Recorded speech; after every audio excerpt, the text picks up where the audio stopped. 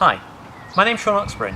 I'm a game designer, and back in the 90s when I was a wee tiny bubba, my parents bought me a Windows 95 computer. Yes, delicious nostalgia. Oh gosh, the lofty days of Windows 95. Back when we measured things using megabytes, and Jeff Hamilton's garden design was one of the most powerful things you could run on your computer. Back when I had to beg my dad to load into DOS so I could play some of the games we got. Back in those days I didn't really have many games to play. All I had was Hover and whatever shareware my dad brought home from work. Not to say that Hover was bad, because basically it was my version of Doom. I didn't have access to Doom, and I didn't even know Doom was a thing. When I wasn't playing Hover, I had to make do with things that weren't necessarily actually games. One of these pieces of software was Encarta 96. Encarta 96 had a bunch of minigames hidden inside of it in the form of interactivities. There was a game that let you mess with the orbits of planets, which entertained me for probably far too long. There was one where you could look at different languages from around the world, and then compare them. There was a fine art picture matching game, which was a staple in these kind of educational games at the time. There was a tool that let you explore natural wonders of the world, and a game where you had to match instruments to the countries that they came from around the globe. There was also a really cool one where you could explore fractals and make your own fractal tree. Well, that's unfortunate. And also I remember there was this piece of music, there was this instrument that kept playing all the time when I was on this. Oh, there it is. Yes. Yeah, there we go, that's the good stuff. That's the nostalgia. What I think most people remember Encarta 96 for was Mind Maze. Mind Maze was a built-in quiz where players advanced through a cursed castle maze, answering questions in every room. Oddly enough, it reminds me of the old 80s show Nightmare, where players had to walk through different rooms in a medieval castle. Team, and nothing here is stable. Proceed with care, but don't delay. Simon. Yes. Sidestep to your left.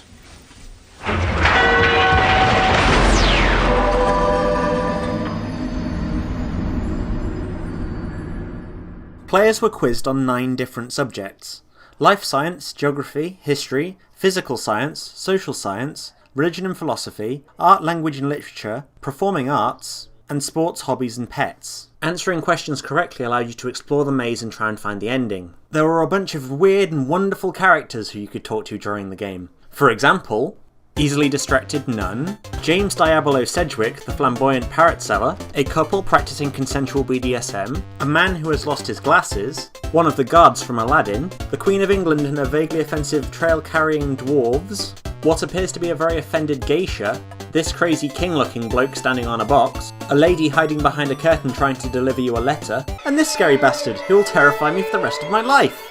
Unfortunately, due to the passage of time, we can't actually play a lot of the games I'd love to cover now.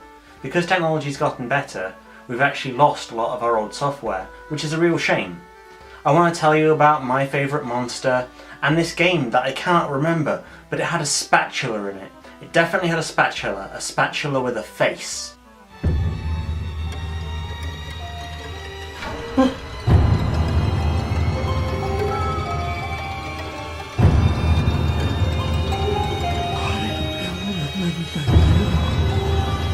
One day. Have a bundle of fun and welcome to the greatest toy shop on earth! I can't remember where we got the greatest toy shop on earth from, but I found it on a CD when I was younger. This game, by Omnimedia, hosted a massive amount of little mini-games that you could play.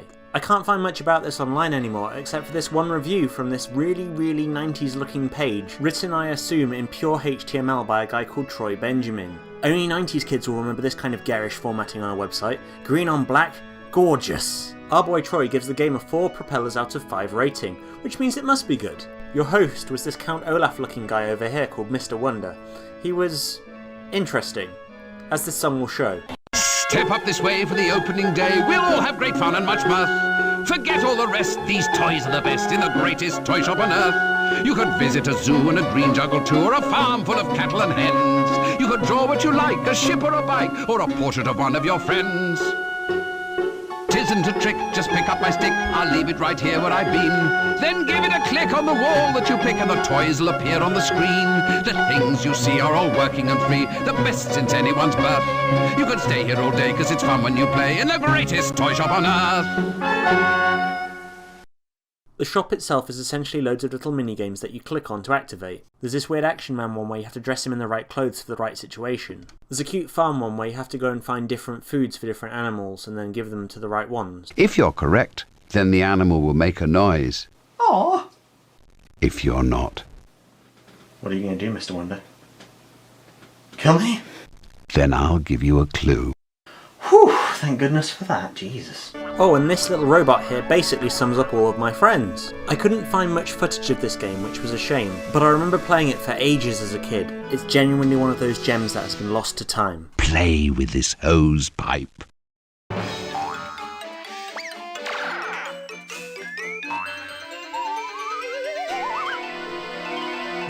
Playtoons, as you can probably tell, was an absolute fever dream. This series of games definitely gave me childhood trauma. Released in 1994, these were a set of games that allowed people to make their own cartoons using a variety of characters, backgrounds and scenery. There were 5 in the series: Uncle Archibald, The Case of the Counterfeit Collaborator, The Secret of the Castle, The Mandarin Prince, and The Stone of Wakan. I had a copy of Uncle Archibald, and it was bloody terrifying. What the hell is that? What is that? That's weird. What are you doing with your nose? Ugh. Oh, get it out of my face!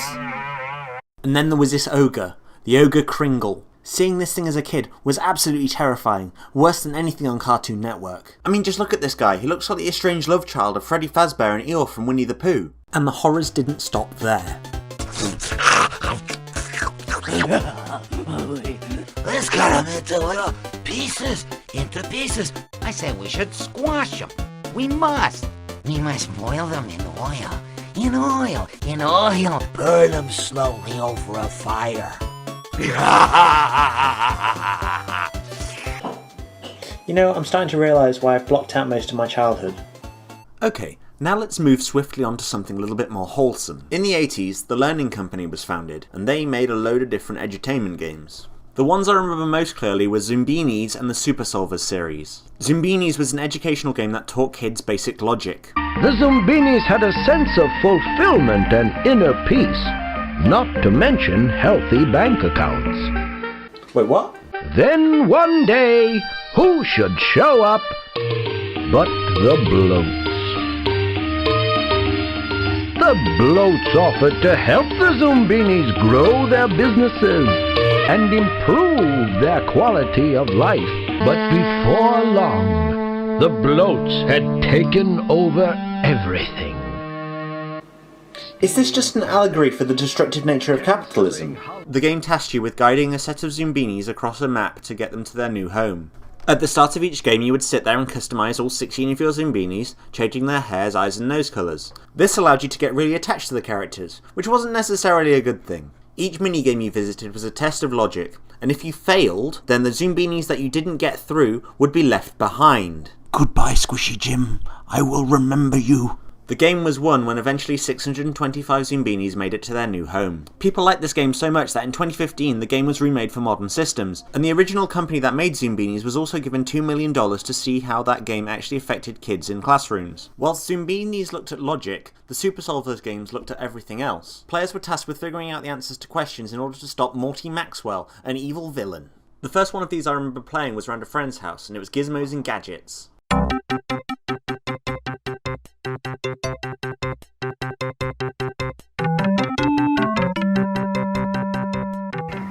One of the most interesting things about going back and playing all these games is that I remember the music. The music's one of the things that hits me the hardest. It takes me back to a time when everything was a lot simpler and I was a lot younger. These games plant seeds of nostalgia in our brains, and they stay with us for the rest of our lives. It's very strange and kind of cool. I always say it's very strange and kind of cool. I don't know why. Maybe it's because everything is strange and kind of cool.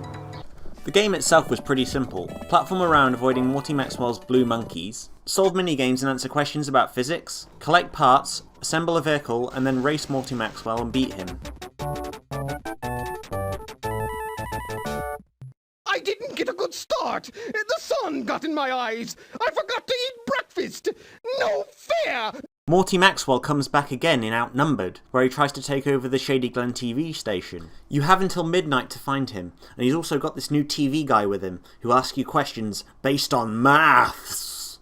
As a quick segue, I want to say that I really hated maths as a kid, and then I thought I'd never have to use it again after GCSEs.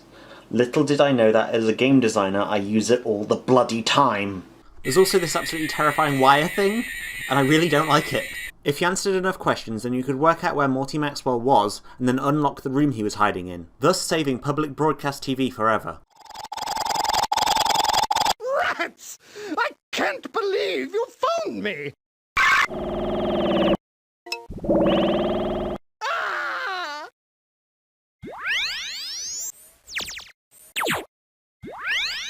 Well, I'm not entirely sure what just happened there, but moving swiftly on. In the early 90s, the BBC and Dorling Kindersley created a TV series called Eyewitness. These shows covered a wide variety of topics inside the backdrop of an impossibly clean white museum, aptly named the Eyewitness Museum. They were absolutely wonderful programmes, and I watched them a lot as a kid. Here are all the videos I have right now. As part of the series, an edutainment software was created in the form of a point-and-click style game, where you could actually explore a version of the museum dedicated to one of the topics. 4 of these were created: Cat, Bird, Dinosaur Hunter, and EarthQuest. The Cat Museum in particular is really great because it's all about cats and everyone loves cats. You get to find out stuff about cats. I'm genuinely kind of concerned actually how much information there is about cats here. This is an entire museum just about cats. Then again, there is that Icelandic philological museum which has loads and loads of yeah, you get the idea. Oh my god, that thing is huge! This game asks important questions like, do you want to see the insides of a cat? Why, yes! Yes, I do! Ha! Speaking of birds, Eyewitness Bird follows very similar styles to Eyewitness Cat. It's basically the same thing but with birds. There's one area which shows off weird bird calls and some of them are very strange. Now let's take a look at EarthQuest. Welcome to Eyewitness Virtual Reality EarthQuest. Virtual reality? Nice! It's not working. It's not working. It feels like when they made EarthQuest, they decided to put some extra art effort in. The whole museum has been themed to look like caverns deep below the earth. There's this cool gemstone room that lets you look at different gemstones from around the world, and there's a volcano that lets you mess around with it and try different things. One of my favourite features from this particular game was being able to see how different minerals and rocks like sulphur form. These little interactive images were really nice as a kid. And now we're going to talk about the big one. The one that everyone remembers. Eyewitness Dinosaur Hunter. And since we're going on a dinosaur hunt, you've got to wear one of these special regulation hunting hats. So here we go.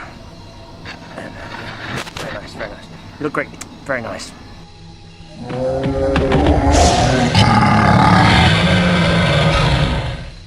Dinosaur Hunter, in my opinion, is the best one in this particular series. It had so many different mini-games and things to do that as a kid it was positively a treasure trove. There was a ridiculous amount of topics to look at, ranging from the extinction of the dinosaurs to paleontology. If you wanted to know about it, it was probably somewhere in these halls. And what made this game special was the paleontology mini-game. The paleontology minigame was one of the highlights of my morbid childhood. I remember clearly searching for dinosaur bones and assembling them into fully realised 3D animated characters. Carbon dating them to find out whether or not they were from the right time period, and then, if it wasn't what we were looking for, just throwing it back. Which, as we all know, is a very common paleontological practice. Nope. Rubbish. Not my dino. Perfect. Once you'd found all the pieces of the dinosaur you were trying to assemble, you could then bring it back to life and leave it wandering through your museum. Which, in the case of a T-Rex, was probably a really bad idea.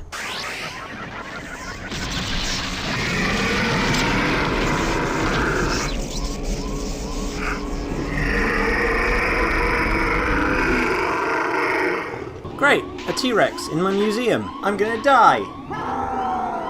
One weird thing I noticed about a lot of these old edutainment games is that you could print off a lot of masks and envelopes and different things based around the game. Then again, it was probably really difficult to print these things because printers in those days were desk jets. And printing things with lots of colour using a desk jet made the paper all gooey and strange. What makes the Eyewitness game so mysterious is that in each one there was an advert for a fifth secret game that was never released. No one's ever actually played Eyewitness Shark, and no one's ever heard of it. Whoa, what's going on? All I did was say Eyewitness Shark! Where am I? Who are you? It is I, the great Eyewitness. So the legends are true. You have been found guilty of discussing the museum that never was. We didn't manage to make the shark one, and we're really embarrassed about it. As such, you will be condemned to an eternity within the White Museum. You will be our newest exhibition. No! No! No! No!